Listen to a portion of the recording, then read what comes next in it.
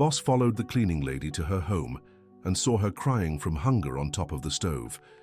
Michael Thompson never imagined that his impulsive decision to follow Dorothy would forever change both their lives.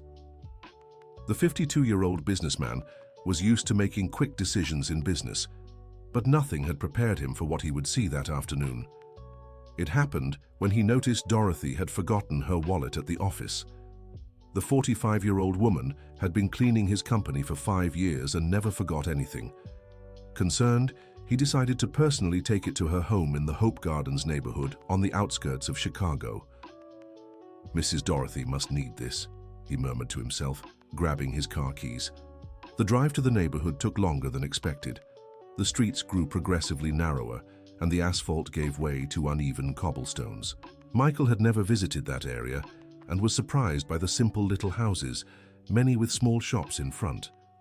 When he reached the street where Dorothy lived, he discreetly parked his car a few houses away.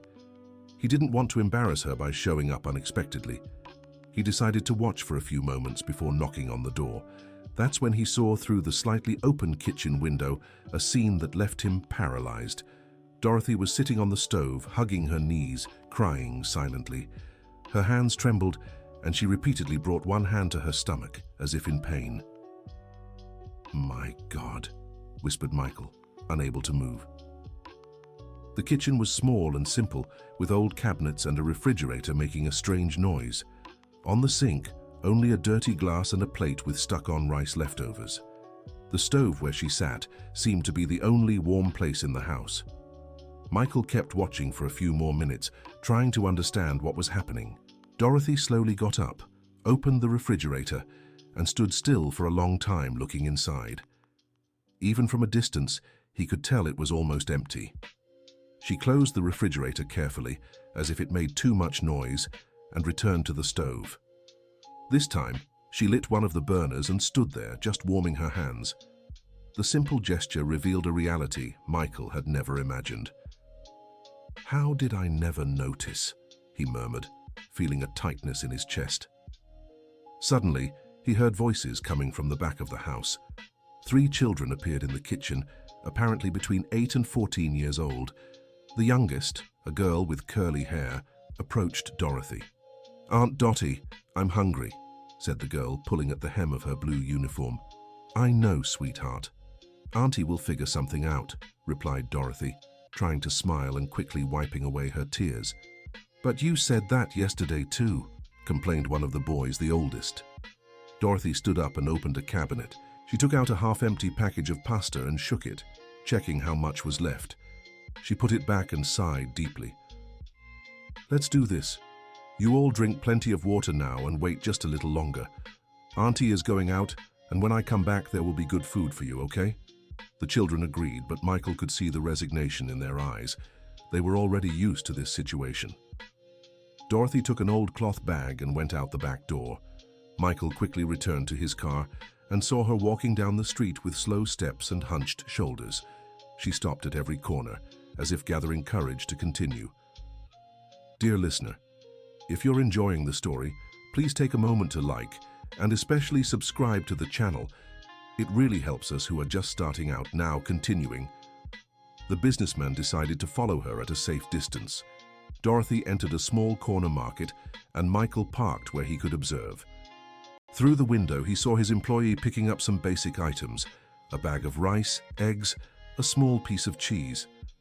At the checkout, she counted the coins several times. The cashier, an older gentleman with graying hair, seemed to know her well. Dorothy returned the cheese and took only margarine. She counted the coins again and returned half of the eggs. "Just these today, Mr. Harris," she said, her voice choked up. "Dorothy, you owe $3 from last week.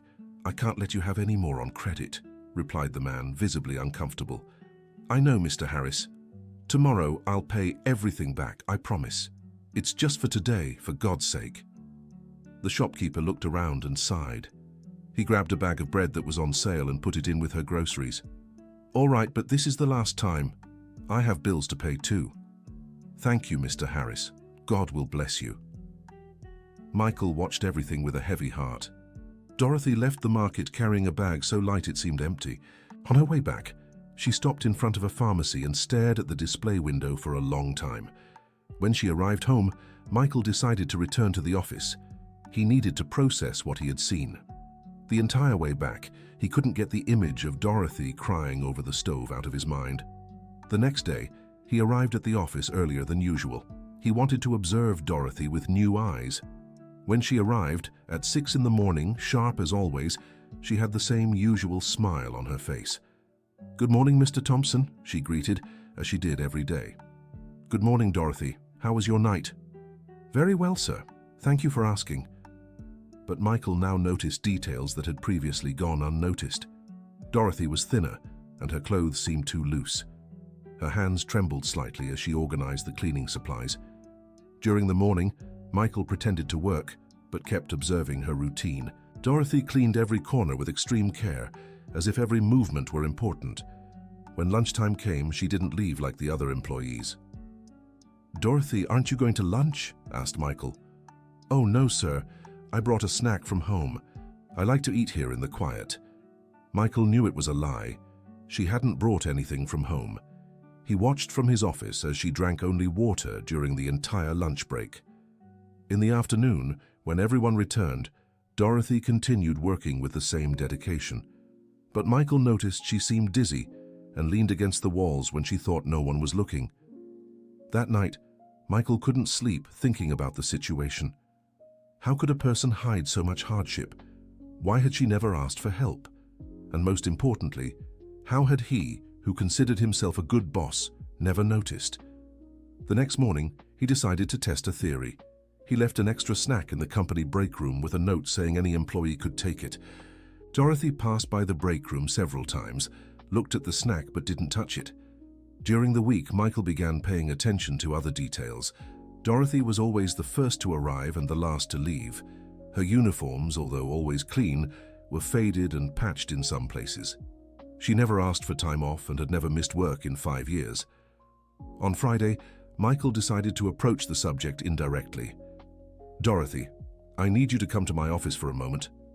She became visibly nervous, smoothing her uniform as if wanting to tidy up. "Did I do something wrong, sir?" "No, on the contrary. Please, have a seat." Dorothy sat on the edge of the chair, her back straight and her hands on her lap. "Dorothy, you've worked here for 5 years, right? 5 years and 3 months, sir. And in all that time, you've never asked for a raise." She lowered her eyes. "You already pay more than most, sir. I can't complain. But all the other employees have asked for a raise at least once. Have you never felt you deserved to earn more?" "Sir, I get scared." "Scared of what?" "Of losing my job. If I ask for a raise, you might think I don't deserve it and let me go. Then I'll have nothing." The sincerity of the answer broke Michael's heart. He began to understand that Dorothy lived in constant fear of losing the only livelihood she had. "Dorothy, do you have family? Children?" "I don't have children of my own, Mr. Thompson, but I take care of 3 nephews. Their parents had an accident 2 years ago." Michael felt a pang in his chest. Dorothy was raising 3 children on minimum wage and yet had never complained. "And how are those children doing?" "They're fine, Mr. Thompson. Thank God they're obedient children and study properly." But Michael knew it couldn't be that simple. The children he had seen at her house didn't seem well fed. "Dorothy, if you needed extra help, would you come to me?" She looked at him with surprise. "What kind of help, Mr. Thompson?" "Any kind. If there was an emergency, for example." "No, Mr. Thompson. Home problems stay at home. Work is work." The answer confirmed Michael's suspicions. Dorothy would never ask for help, even if she was in need. "All right, Dorothy. You can go back to work." She stood up quickly, clearly relieved to be leaving that conversation. That afternoon, Michael made a decision. He would start leaving food forgotten in the office. Leftovers from meetings, snacks nobody wanted. Maybe that way Dorothy would feel comfortable eating without it seeming like she was asking for a favor. The next day he began the plan. He left a meal in the break room fridge with a note. "Left over from yesterday's meeting. Anyone can take it." Dorothy saw the meal, read the note, but didn't take it. Michael was frustrated. Even hungry, She wouldn't allow herself to take food even if it was offered. During the following week, he tried other strategies. He left fruits, breads, yogurts, always with notes explaining they were leftovers or about to expire. Dorothy didn't touch any of it. That's when Michael realized the problem was more complex than he had imagined. It wasn't just pride. Dorothy was afraid the other employees would judge her for taking free food.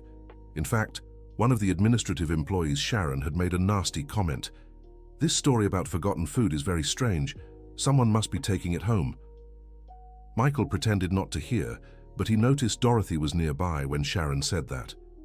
Since then, she wouldn't even go near the break room when food was available. The situation was becoming desperate for Michael. He saw his employee fading away little by little and couldn't help her. He needed to find a different way. That's when he had an idea. He would talk to his wife, Elizabeth, about the situation. Maybe a woman's perspective would help him find a solution. That night, he told Elizabeth everything during dinner. "You should have told me sooner, Michael," she said, visibly moved. "I didn't know what to do. She refuses any kind of help. It's pride, dear. People who have been through many hardships develop a protective barrier. She's afraid of seeming weak or incapable." But what about the children? Are they going hungry because of her pride? It's not just pride, it's survival. If she gets a reputation as a problematic employee, she could lose her job, and then the children will really go hungry. Elizabeth was right. Michael began to understand the complexity of the situation. "What do you think we should do?" "First, we need to be sure she really needs help. You might have misinterpreted the situation." "Elizabeth, I saw her crying from hunger. I saw the children asking for food and her having nothing to give." "Then we need to act, but smartly, in a way that she doesn't feel humiliated." Dear listener, if you're enjoying the story, please take a moment to like and especially subscribe to the channel. It really helps us who are just starting out. Now continuing. In the following days, Elizabeth began visiting Michael's office more frequently, always bringing homemade sweets or snacks for the employees. It was a way to get to know Dorothy better and observe the situation. "Dorothy, are you married?" asked Elizabeth during one of her visits. "No, Mrs. Thompson, I'm single." "And do you live alone?" "No, I live with my nephews, 3 wonderful children." "It must be difficult raising 3 children alone." Dorothy hesitated for a moment before answering. "Sometimes it is, but it's a blessing too. They give me strength to carry on." Elizabeth offered a piece of cake she had brought, but Dorothy politely refused. "Thank you, Mrs. Thompson, but I just had lunch." It was a lie. Elizabeth knew Dorothy hadn't eaten lunch, just as she hadn't eaten lunch for several weeks. That night, Elizabeth and Michael devised a more sophisticated plan. Elizabeth would offer to give private lessons to the children as a pretext to better understand the family's situation. "Dorothy, my husband told me you have nephews who are students. I'm a retired teacher and have free time. How about if I give them some tutoring lessons?" Dorothy looked visibly embarrassed. "Mrs. Thompson, that's very kind of you, but I can't afford private lessons." "You don't need to pay anything. I'm doing volunteer work. It would be good for me too. I miss teaching." "I don't know. I don't want to trouble you." "It's no trouble, Dorothy. It's a pleasure. How about I meet your nephews first? Could I visit them this weekend?" Dorothy remained silent for a long time, clearly torn between pride and the children's needs. "If you're sure it won't be any trouble." "I'm sure. How about Saturday afternoon?" "All right, I'll tidy up the house properly to receive you." Elizabeth smiled, knowing she had taken the first important step. On Saturday, Elizabeth arrived at Dorothy's house, carrying a large bag. When Dorothy opened the door, Elizabeth was shocked by what she saw. The house was even simpler than she had imagined, but it was impeccably clean. "I brought some school supplies and some snacks for the children," said Elizabeth, showing the bag. "Mrs. Thompson, you didn't have to—" "Of course I did. Children who study need to eat well." The 3 children appeared shyly. Emily, 8 years old, Jason, 12, and Christopher, 14. They were dressed in simple but clean clothes, clearly prepared to receive the visitor. "Hi, children, I'm Elizabeth. I came to talk to you about your studies." The children replied politely, but Elizabeth could tell they were hungry. Emily couldn't stop looking at the bag she had brought. "How about we eat some sandwiches while we talk?" Elizabeth took several sandwiches, juices, fruits, and cookies out of the bag. The children looked at Dorothy, asking for permission. "You can eat, my dears. Aunt Elizabeth brought them especially for you." It was then that Elizabeth noticed how the children ate, slowly savoring every bite, like someone who didn't know when their next full meal would be. Emily saved half of her sandwich. "Aren't you going to eat it all, Emily?" asked Elizabeth. "I'm saving it for dinner," the girl replied innocently. Dorothy turned red with shame, but Elizabeth pretended not to have noticed anything unusual. "How about you eat everything now, and I leave more food for you to take to school on Monday?" The children's eyes lit up, but they looked at Dorothy again.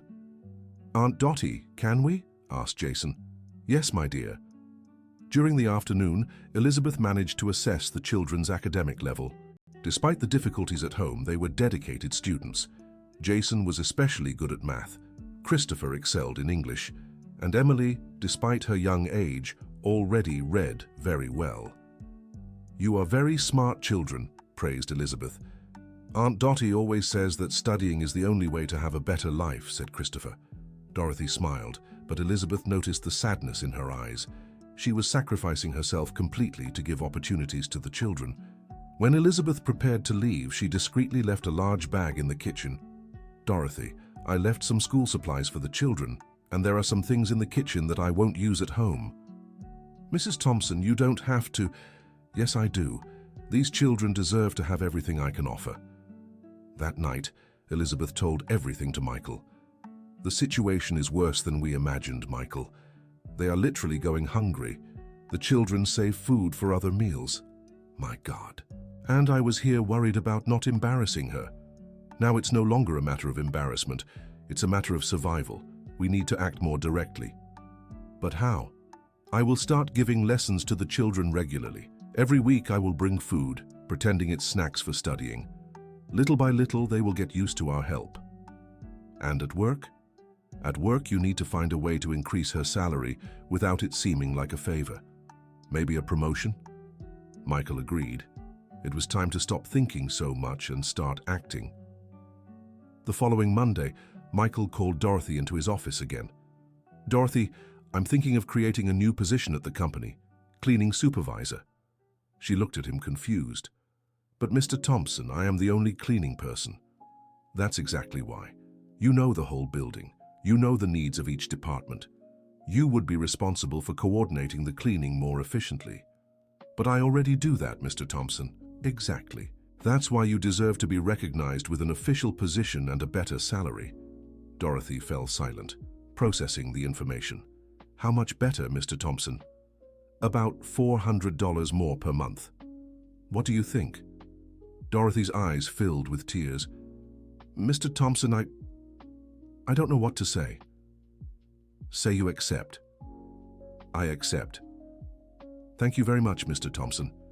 You don't know how much this means to me." Michael knew exactly how much it meant. It meant food on the table, bills paid, dignity restored. "There's just one condition," Michael added. Dorothy's face tensed. "What condition, Mr. Thompson?" "You need to take a basic business administration course. The company will pay for it, but you need to study on Saturday mornings for 3 months." "Mr. Thompson, I don't know if I can." "The children. My wife offered to give lessons to your nieces and nephews while you study. She is a retired teacher and really enjoyed meeting them." Dorothy was speechless. The offer was too good to be true. "Why are you doing this for me?" Michael hesitated. He couldn't tell her that he had followed her and seen her situation. "Because you are an exemplary employee and deserve to grow professionally." Dorothy dried her tears and smiled. "Thank you, Mr. Thompson. I swear I will do my best." "I know you will." In the following days, Michael noticed a change in Dorothy. She continued to work with the same dedication, but there was a different lightness in her movements. Even her smile seemed more genuine. Elizabeth began giving lessons to the children every Saturday, always bringing school supplies and snacks. Little by little, the children got used to the relative abundance and stopped saving food for later. During one of the visits, Christopher asked a question that touched Elizabeth deeply. "Aunt Elizabeth, why are you helping us?" "Because you deserve it, Christopher, but we can't pay. You don't need to. Sometimes people help others simply because it's the right thing to do. Aunt Dottie always said that in this world, everyone looks out for themselves, that we can't depend on anyone. Your aunt is partly right. You need to learn to take care of yourselves, but that doesn't mean you can't accept help when it comes along. Miguel, who was drawing, looked up. Aunt Elizabeth, Aunt Dottie gets very tired. Sometimes she cries hidden in the bathroom. Elizabeth felt her heart tighten. Why does she cry, Miguel? I think it's because she worries about us. She thinks we don't notice, but we notice everything. Emily, the youngest, came closer. Aunt Elizabeth, when Aunt Dottie doesn't have food, she says she's not hungry. But her stomach growls. The children's words confirmed everything Elizabeth and Michael had suspected. Dorothy was completely sacrificing herself for them. And you, have you gone hungry? Sometimes, admitted Christopher, but Aunt Dottie always figures something out. She's very clever. How does she figure it out? She makes one meal last all day. In the morning we eat a little bit, in the afternoon another little bit, and at night a little bit more. And when there's no food at all? Then she says we're going to play at fasting, like the saints used to do. And we drink sugar water to trick our stomachs. Elizabeth had to control herself to not cry in front of the children. Dorothy's creativity to protect her nephew's and niece's psychological state was impressive and at the same time devastating. Dear listener, if you're enjoying the story, please take a moment to leave a like, and especially to subscribe to the channel. It really helps us who are just starting out. Now continuing. That night, Elizabeth told Michael about the conversation. We need to do more, she said, determined. What more can we do without seeming intrusive? I'll start bringing them dinner on Saturdays. I'll say I cooked too much and don't want to waste it. And if she gets suspicious? Michael, these children are hungry. Dorothy may be proud, but she won't let her nephews and nieces go without if there's an alternative. Elizabeth was right. The following Saturday, she arrived at Dorothy's house carrying several food containers. Dorothy, I cooked for a battalion today. How about we all have dinner together? Mrs. Thompson, you didn't have to go to all this trouble. It was no trouble. I love to cook, but my husband eats like a bird. Everything's left over. The children looked hopefully at Dorothy. If you insist, I do insist. Dinner was a celebration. Elizabeth had prepared rice, beans, roasted meat, salad, and pudding for dessert. The children ate heartily, and for the first time in months, Dorothy also allowed herself to eat a full meal. Aunt Elizabeth, you cook better than Aunt Dottie, said Emily innocently. Dorothy was embarrassed, but Elizabeth laughed. Your aunt cooks very well too, Emily. I just have more ingredients to use. Why doesn't Aunt Dottie have ingredients? Asked the little girl. Emily, don't ask Mrs. Thompson questions, scolded Dorothy. It's all right, said Elizabeth. It's because your aunt spends money on more important things like school and clothes for you. The answer satisfied the child, but Elizabeth noticed that Christopher, the oldest, had understood the real situation. After dinner, while the children played in the living room, Elizabeth and Dorothy were alone in the kitchen. Mrs. Thompson, may I ask a question? Of course. Why are you doing all this for us? Elizabeth thought carefully about her answer. Dorothy, have you ever helped someone in your life? Yes, many times. Why? Because I felt it was right. It's the same for me. I look at you and I feel it's right to help. But you didn't even really know me. Yes, I did. My husband always spoke about you, about how hardworking and dedicated you are. When I met the children, I saw that they are polite and affectionate. That shows what kind of person you are. Dorothy lowered her eyes. I try to give them the best, but sometimes what? Sometimes I feel like I'm not enough, that they deserved someone who could give them more things. Dorothy, look into my eyes. She raised her face. Those children are blessed to have you. Money is important, but love and dedication are even more important, and that you have plenty of. Thank you for saying that, Mrs. Thompson. It's the truth. In the following weeks, Dorothy's life began to gradually transform. The raise in her salary allowed her to buy enough food for everyone. Elizabeth's lessons helped the children improve in school, and the business administration course was opening new horizons for her. During one of the course classes, Dorothy met other women in similar situations. Women who were raising children alone, who were struggling to grow professionally, who faced difficulties similar to hers. "It's good to know I'm not the only one," she commented to one of the classmates during the break. "There are many of us," replied Sandra, a 40-year-old woman raising 2 children. "The secret is not to give up and to accept help when it comes. I've always had trouble accepting help. Me too. But I learned that sometimes refusing help is selfish." "How so?" "When you refuse help, you're preventing the other person from feeling useful, and you're leaving your children in a worse situation because of your pride." Sandra's words made Dorothy reflect on her attitude. Was her pride harming the children? That night, she talked to her nieces and nephews. "Children, can I ask you a question?" "You can, Aunt Dottie," replied Christopher. "What do you think of Aunt Elizabeth's lessons?" "They're great," said Jason. "She explains everything just right and even brings tasty snacks." "And do you feel embarrassed that she helps us?" The children looked at each other. "Why would we feel embarrassed?" asked Emily. "Because she's giving us things without us paying." "But Aunt Dottie, Aunt Elizabeth said she likes to help," said Christopher. "And we always thank her properly." "It's true," agreed Jason. "And since she started helping, you don't get sad anymore." Dorothy was surprised. "I used to get sad?" "Yes, you did," said Emily. "Sometimes we heard you crying. Now you only laugh." The conversation with the children was a turning point for Dorothy. She realized that her resistance to accepting help was based more on her own fear than on the well-being of her nieces and nephews. The next day at work, she looked for Michael. "Mr. Thompson, may I speak with you?" "Of course, Dorothy, have a seat." "Mr. Thompson, I wanted to thank you for the promotion and the course." "You don't need to thank me. You deserve it." "Do I really deserve it, Mr. Thompson?" Michael was surprised by the question. "Why are you asking that?" "Because sometimes I keep thinking, are you doing this out of pity for me?" Michael chose his words carefully. "Dorothy, you've worked here for 5 years. In that time, how many days have you missed?" "None, Mr. Thompson." "How many times have you been late?" "None." "Has any client ever complained about your work?" "No, Mr. Thompson." "Then why would it be pity? You are an exemplary employee. The promotion is recognition for your work." "Thank you for saying that, Mr. Thompson." "It's the truth." Dorothy left the conversation feeling more confident. For the first time in years, she was beginning to believe that she deserved the good things that were happening, but not everything was roses. Sharon, the administrative employee, had noticed the changes in Dorothy's life and didn't like it. "Funny how some people move up in life, huh?" she commented maliciously during coffee. "How so?"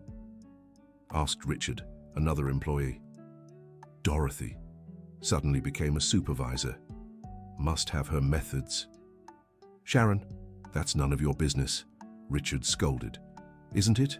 Everyone here works hard, and she's the only one who gets a promotion without even having an education." Sharon's words reached Dorothy's ears and she was deeply hurt. Did people really think that about her? That afternoon, she went to Michael again. "Mr. Thompson, may I ask a question?" "Go ahead." "People are saying that I got the promotion in a wrong way?" Michael got angry. "Who's saying that?" "I can't say, sir, but I wanted to know if it's true." "Dorothy, do you think I'm that kind of person?" "No, sir, but..." "No buts. Your promotion was based on your professional merit. Period." "Thank you, sir." Even with Michael's confirmation, Dorothy continued to feel insecure. And things got worse when Sharon started spreading more specific rumors. "I heard the boss's wife has been visiting Dorothy's house," she commented to other employees. "Very strange, right?" "Why would it be strange, Maun?" asked one of them. "Think about it. Why would the boss's wife go to a cleaning lady's house?" Sharon's insinuations began to create an uncomfortable atmosphere in the office. Some employees started looking at Dorothy with suspicion. The situation reached its limit when Sharon made a direct accusation. "Dorothy, can I give you some advice?" "Go ahead." "Be careful not to get into trouble. Sometimes we think we're doing well, but we're actually digging our own grave." Dorothy didn't understand. "What do you mean?" "You know what I'm talking about." "No, I don't." "Fine. Pretend you don't know. But when the bomb explodes, don't say I didn't warn you. Dorothy became desperate. What was Sharon implying? Was there something wrong with Patricia's visits? Did Michael have shady intentions with her? That night she barely managed to sleep, and the next day she made a drastic decision. She went to Michael first thing in the morning. "Sir, I need to talk to you urgently. Did something happen?" "Sir, I think it's better if I go back to being just a cleaning lady." Michael was shocked. "Why?" Because people are saying things." "What kind of things?" Dorothy hesitated. "Bad things about you and about me." Michael immediately understood what was happening. "Dorothy, sit down. Let's clear this up." She sat down, clearly distressed. "Did someone imply there's something inappropriate between us?" "More or less, sir." "And about my wife's visits to your house?" "That too." Michael took a deep breath, trying to control his irritation. "Dorothy, I'll be very clear with you.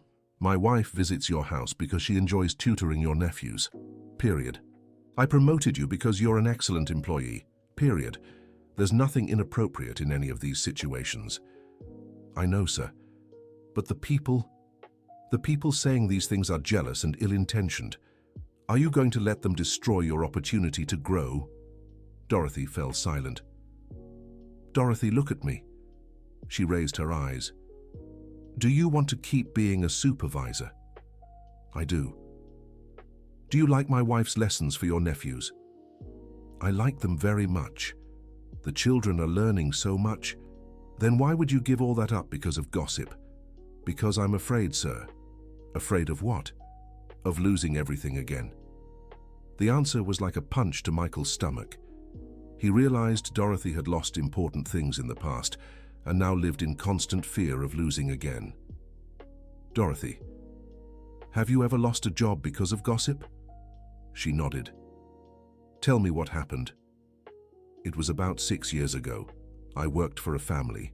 The lady of the house was very good to me, treated me almost like a daughter. But her mother-in-law didn't like me." "Why?" "Because I was young and she thought I would hit on her son-in-law." "And did you?" "Of course not, Mr. Thompson. I would never do such a thing." But the mother-in-law kept whispering in the employer's ear, saying I was eyeing her husband, that I wore provocative clothes. And the employer believed it? At first, no. But the mother-in-law was persistent, and there was a neighbor who also didn't like me and sided with the mother-in-law. And what happened? One day the employer came home and accused me of trying to seduce her husband, said I was a hussy and fired me on the spot. My God, it was horrible, Mr. Thompson. I cried so much. And the worst part is that later, the mother-in-law spread the story throughout the whole neighborhood. Nobody wanted to hire me anymore. Michael understood everything. Dorothy was reliving the trauma from her past. "Dorothy, that won't happen here." "How can you be sure?" "Because I've known you for 5 years. I know what kind of person you are, and any employee who spreads gossip about you will answer for it." "But Mr. Thompson..." "Dorothy, do you trust me?" "I do." "Then keep being the supervisor, and tell my wife to keep giving lessons to your nephews. Don't let envious people destroy your happiness." Dorothy wiped away a tear that had escaped. "Thank you, Mr. Thompson. Now tell me, who is spreading these rumors?" "Mr. Thompson, I can't..." "Yes, you can. This is workplace harassment. I need to take action." Dorothy hesitated. "It's Sharon." Michael wasn't surprised. "Leave it to me." That afternoon, Michael called Sharon into his office. "Sharon, I need to talk to you about your behavior toward Dorothy." "What behavior, Mr. Thompson?" "The malicious insinuations you've been making." "I don't know what you're talking about." "Sharon, don't play dumb with me. I know you've been spreading that there's something inappropriate between me and Dorothy. I just commented that I thought it was strange." "You thought what was strange?" "Her promotion and your wife's visits." "And why would you think that's strange?" Because it just is strange. Sharon, Dorothy was promoted on her own merit, and my wife visits her house to give lessons to the children. There's nothing strange about that." "If you say so." "It's not if I say so, that's how it is. And if I find out you continue spreading gossip about Dorothy, you will be fired for cause." Sharon looked visibly frightened. Mr. Thompson, I didn't mean to... Didn't mean to what? Destroy a co-worker's reputation? Didn't mean to create a hostile environment in the office? I didn't mean any harm. Yes, you did, Sharon. It was pure and simple envy. Dorothy grew professionally and you couldn't stand it. Mr. Thompson. No more Mr. Thompson. Either you stop this nonsense or you start looking for another job, understood? Understood. Good. And now you will go find Dorothy and apologize for the embarrassment you caused. Mr. Thompson, that's the least you can do. Are you going or not? I'm going. After Sharon left the office, Michael felt relieved. It was time for Dorothy to have peace to work and grow without malicious interference. Sharon sought out Dorothy late in the afternoon, visibly embarrassed. Dorothy, can I talk to you? You can. I came to apologize for the things I've been saying. It wasn't right of me. Dorothy was surprised. It's okay, Sharon. No, it's not okay. I was mean to you for no reason. You were always polite to me and I repaid you with spite. Why did you do it? Sharon sighed. Out of envy. I've worked here longer than you and never got a promotion. When you got one, I got angry. But you shouldn't have been angry with me. I know. I should have been happy for you. I'm sorry, Dorothy. You're forgiven, but please don't do it again. You don't know how much your words hurt me. I know now. And I won't do it anymore. After the conversation with Sharon, Dorothy felt lighter. She could finally work in peace. In the following weeks, her life continued to improve. The business administration course was almost finished, and she had learned a lot about management and leadership. The children were progressing in school thanks to Elizabeth's tutoring, and for the first time in years, she wasn't worried about money for food. During one of the last classes of the course, the teacher made a proposal. Class, anyone who wants to can do a presentation about an improvement project in your workplace. It will be worth extra credit.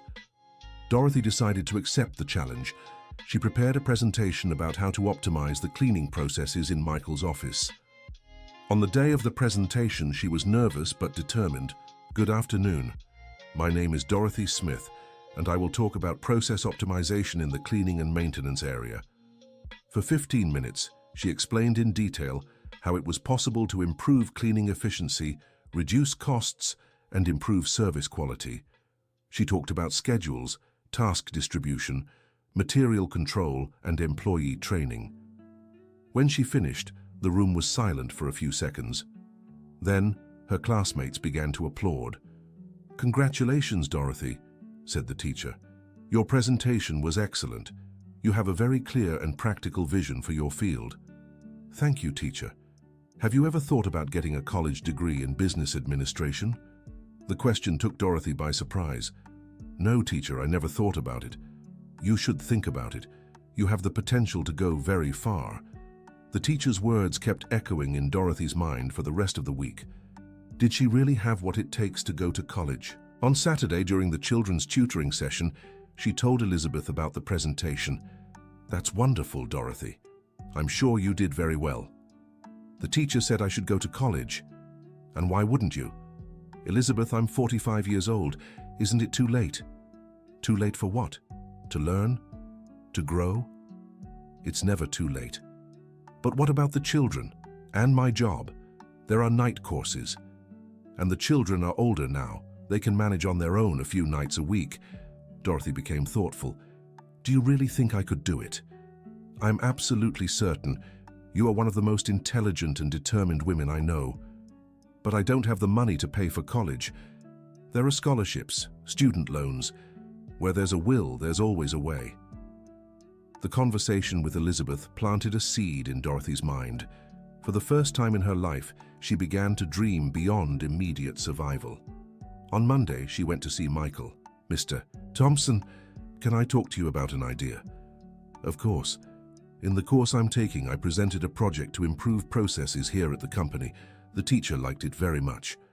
What kind of improvements? Well, I thought about creating a more efficient schedule, training other employees to help me when necessary, and implementing better control of the cleaning supplies. Michael was impressed. "And you think this would benefit the company?" "I think so, Mr. Thompson. It could reduce costs and improve the quality of the service. Then prepare a detailed report and present it to me on Friday." "Really, Mr. Thompson?" "Really. If the idea is good, we will implement it." Dorothy spent the whole week preparing the report. She researched material prices, calculated costs, and drew up schedules. She wanted everything to be perfect. On Friday, she presented the project to Michael.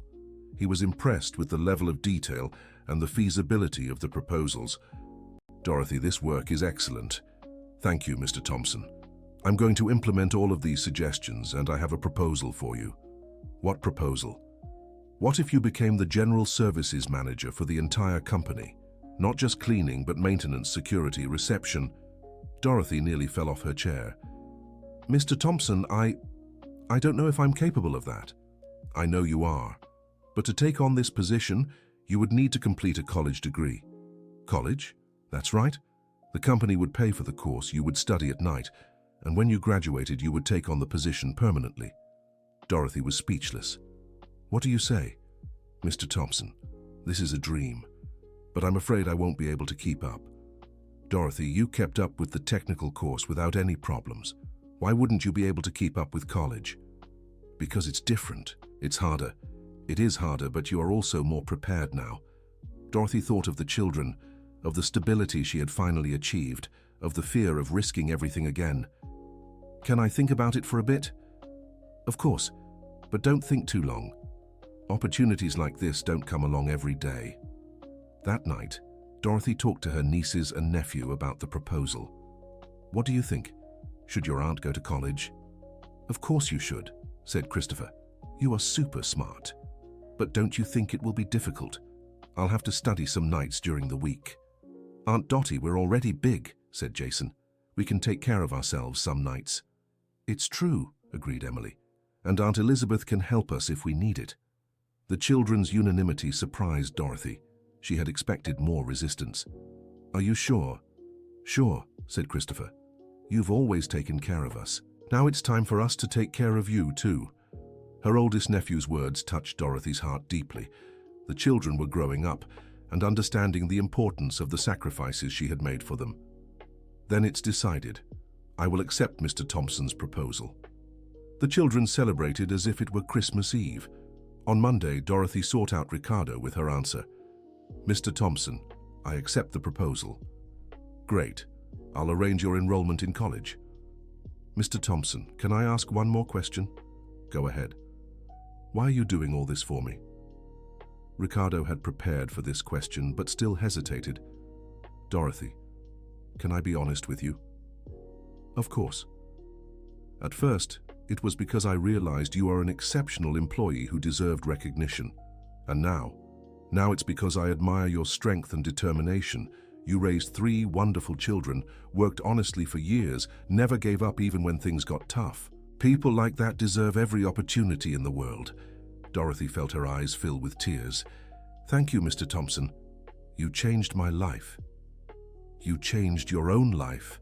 I just helped open a few doors."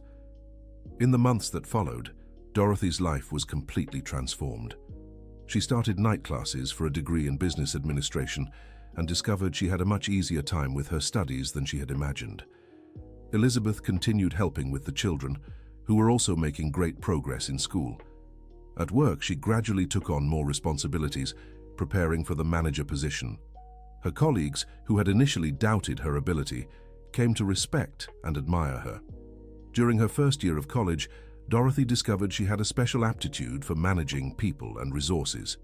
Her teachers constantly praised her work, which always combined academic theory with practical experience. "Dorothy, you should consider getting a postgraduate degree after you graduate," one of her professors suggested. "Professor, let's take it slow. First, let me finish my undergraduate degree," she laughed. "Of course, but you can start thinking about it. You have the profile to go far in the field of management." The professor's words were music to Dorothy's ears. She, who once felt like a failure, now saw a future full of possibilities. At home, the changes were also evident. Christopher, now 16, had become a responsible and studious young man. Jason, at 14, showed talent for mathematics and dreamed of becoming an engineer. Emily, at 10, was the most communicative in the family and wanted to be a teacher like Elizabeth. "Aunt Dottie, when you graduate, we're going to throw a big party," said Emily one day. "Of course, my dear. We'll invite everyone. Even Aunt Elizabeth and Uncle Michael. Especially them. They're part of our family now." Dorothy's words were true. Elizabeth and Michael had become much more than employers or acquaintances. They were true friends, people who had come into their lives to stay. During her second year of college, Dorothy faced her first major academic challenge. A particularly difficult subject was threatening her average. "I can't understand this part about finances," she confessed to Elizabeth during one of their visits. "Would you like me to take a look?" "You understand finances?" "Yes, I do. Before I retired, I taught financial mathematics." Elizabeth helped Dorothy understand the more complex concepts, and she managed not only to pass the subject, but to get one of the best grades in the class. "How can I thank you for everything you've done for me?" asked Dorothy. "You don't have to thank me. Seeing you grow and the children happy is the greatest thanks. But you've completely changed our lives. You've changed mine too. Since I started helping you, I feel like I have a purpose again." The friendship between the two women had become one of the most important relationships in both their lives. In her third year of college, Dorothy officially took on the role of General Services Manager at Michael's company. Her first decision was to hire 2 people to help with the cleaning, allowing her to focus more on administrative duties. "How does it feel to be the boss?" asked Michael. "Strange, but good," she replied, laughing. "I never thought I'd get here. And I never doubted you would." The company prospered under Dorothy's management. She had implemented efficient systems, reduced costs, and significantly improved the quality of services. Clients constantly praised the building's organization and cleanliness. During her last year of college, Dorothy received an unexpected offer. A larger company wanted to hire her as General Facilities Manager, with a salary 3 times higher than what she was earning. She brought the proposal to Michael. "Mr. Thompson, I've received a job offer. Is it a good offer?" "Very good. But I don't know if I should accept." "Why not?" "Because this is where everything changed for me. It feels ungrateful." Michael smiled. "Dorothy, the greatest gratitude you can give me is to grow professionally." "But what about the company? Who will take my place?" "I'll hire someone. You taught me that competent employees can always be replaced, but opportunities to grow don't always come along. Are you sure you won't be upset?" "I'm sure I'll be proud." Dorothy decided to accept the new offer. On her last day at Michael's company, the employees organized a farewell party. "Dorothy, you're an example to all of us," said Richard during the party. "You showed that with hard work and determination, anyone can grow." "Thank you, Richard, but I couldn't have done it alone. You all supported me." Even Sharon, who years earlier had tried to harm her, came over to say goodbye. "Dorothy, I want to apologize once again for what I did in the past, and I want to say that I really admire your journey." "Thank you, Sharon. That's in the past. You inspired me. I started a technical course last year." "That's wonderful." It's never too late to learn new things. The party was emotional, but the most touching moment was when Michael gave a speech. "Dorothy, when you arrived here 7 years ago, you were a dedicated employee. Today, you are a complete professional, a fulfilled woman, and a dear friend. Watching your transformation has been one of the greatest privileges of my life." Michael's words made Dorothy cry, but they were tears of gratitude and happiness. In her new job, Dorothy quickly stood out. Her practical experience combined with academic knowledge made her an exceptional manager. In no time, she was being considered for even higher positions. The children also continued to progress. Christopher finished high school with excellent grades and earned a scholarship to study engineering. Jason stood out more and more in math and dreamed of following in his older brother's footsteps. Emily had become an eloquent and communicative girl, holding on to her dream of becoming a teacher. "Aunt Dottie, do you think our parents would be proud of us?" Christopher asked during a family dinner. The question took Dorothy by surprise. The children rarely spoke about their parents. I'm sure they would be very proud, she replied, her eyes welling up. And you? Are you proud of us? Proud is an understatement. You are the most important thing in my life. You are the most important thing in our lives too, said Emily. You are our real mother. At that moment, Dorothy felt that every struggle, every sacrifice, every difficulty had been worth it. She had managed to give the children not only a dignified life, but real opportunities for growth. During the college graduation, Dorothy went up on stage to receive her diploma, to the emotional applause of the chosen family she had built. Michael, Elizabeth, and the 3 children were in the front row, celebrating as if it were a victory for all of them. Dorothy Thompson Smith, announced the keynote speaker, graduate with honors in business administration. When she received her diploma, she couldn't hold back her tears. She thought of the woman who cried from hunger on top of the stove years ago and the accomplished professional she was now. After the ceremony, during the party, Michael approached her. How do you feel, Mrs. Dorothy? Different, complete. You were always complete. You just needed to discover that. Thank you for helping me discover it. Thank you for teaching me that helping others is the best way to help yourself. Months after graduation, Dorothy received another surprising offer. A large corporation wanted to hire her as director of operations, with a salary she had never dreamed of earning. This time, she didn't hesitate. She accepted the offer and moved with the children to a better neighborhood, owning a home for the first time in her life. Aunt Dottie, did you get everything you wanted? Miguel asked during the move. I got much more than I wanted, my dear. I got things I didn't even know I could want. And now? What's the next dream? Dorothy looked around, seeing the happy children, the new house, the stability she had achieved. Now it's to help other people discover that they can achieve it too. And that's exactly what she did. Dorothy created a scholarship program for employees in vulnerable situations, offering not only financial resources, but mentorship and emotional support. Why are you doing this? A journalist asked during an interview about the program. Because someone did it for me. And I discovered that when we help others grow, we grow along with them. 5 years after graduation, Dorothy was in her office on the top floor of the corporate building when she received a call from Elizabeth. Dorothy, can you come over to my house? I have a surprise for you. Of course, did something happen? Nothing bad, just come. When she arrived at Elizabeth and Michael's house, she found the 3 children, now young adults, waiting for her in the living room. What are you up to? She asked, suspicious. Christopher approached with an envelope in his hand. Aunt Dottie, we have something for you. What is this? Open it and see. Dorothy opened the envelope and found a deed. It took her a few seconds to understand what she was seeing. Did you buy a house? She asked, confused. No, said Jason, smiling. We bought the house where you used to live, in Hope Gardens. But why? To renovate and turn it into a community center, explained Emily. A place where other women like you can get help. Dorothy was speechless. It was Christopher's idea, said Elizabeth, but everyone contributed.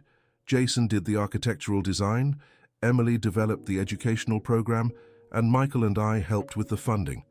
You did this for me? We did this with you, corrected Christopher. You always said that when we grew up, we had to help others. That's what we're doing. Dorothy hugged each of her nieces and nephews, then Elizabeth and Michael. You don't know what this means to me. Yes, we do, said Michael. It means the circle is complete. You received help, grew up, and now you're passing it on. What will we call the center? Asked Emily. Dorothy thought for a moment. Hope Center, because it was hope that saved our family. 1 year later, the Hope Center was inaugurated with a big celebration. The place offered vocational courses, psychological support, childcare, and a mentorship program for women in vulnerable situations. During the inauguration ceremony, Dorothy gave an emotional speech. 10 years ago, I was crying from hunger on this very street. Today, I return here to offer hope to other women who may be going through what I went through, because I learned that no one succeeds alone and that our duty is to extend a hand to those in need. In the audience, Michael discreetly wiped his eyes. What are you crying about? Asked Elizabeth. Pride, he replied. Pride at having met this extraordinary woman. She was always extraordinary. She just needed an opportunity to show it. and we were lucky enough to be in the right place at the right time to help. It wasn't luck, Michael. It was destiny. After the inauguration, Dorothy returned to the kitchen where it had all begun. The house was completely renovated, but she wanted to spend a few minutes in the exact spot where Michael had seen her crying years before. "What are you doing here alone?" asked Christopher, appearing at the door. "Remembering where I came from." "And thinking about where you're going?" "No. Thinking about how many people I can still help get there." Christopher approached and offered his arm to his aunt. "Come on, Aunt Dottie. Your family is waiting." They left the kitchen hand in hand, leaving behind the place where there was once only pain, and carrying with them the certainty that they had turned that pain into hope for many others. Outside, Michael, Elizabeth, Jason, and Emily were waiting in the car. "Ready to go home, Mrs. Thompson?" asked Michael. "Ready," replied Dorothy, taking one last look at the house that was now a symbol of new beginnings. As the car drove away down Hope Garden Street, Dorothy reflected on her journey. From a desperate woman crying over the stove, she had become a respected professional, a dedicated mother, and a mentor to other women in similar situations. But more importantly, she had learned that true success is not measured just by what we achieve for ourselves, but by what we manage to give to others. The following week, the Hope Center welcomed its first class of students. 20 women of different ages and backgrounds, but all united by the desire to rebuild their lives. "Welcome to Hope Center," said Dorothy to the group. "I know many of you are here because you believe there's no way out. I once thought that too." She paused, looking into each woman's eyes. "But I'm here to tell you there's always a way out. There's always a chance to start over. There's always hope." Among the students, a woman in a blue uniform timidly raised her hand. "Teacher, I've worked as a cleaning lady for 15 years. Do you think there's still time for me to change my life?" Dorothy smiled, remembering herself years ago. "My dear, I was a cleaning lady too. And look where I am today. If it worked for me, it will work for you too." Dorothy's words echoed through the room, filling with hope the hearts of those women who, just like her once, thought they had no more chances in life. And so, on the same street where she once cried from hunger and despair, Dorothy Thompson Smith now spread hope and opportunities, proving that the end of one story can always be the beginning of another even more beautiful one. End of story. Now tell me what you thought of this story of overcoming and transformation. Do you believe Dorothy made the right choices? Do you know someone who went through a similar situation? Leave your experiences and honest opinions about this journey of struggle and achievement in the comments. Thank you so much for following along. Don't forget to leave your like and, most importantly, subscribe to the channel so you don't miss other moving stories like this one.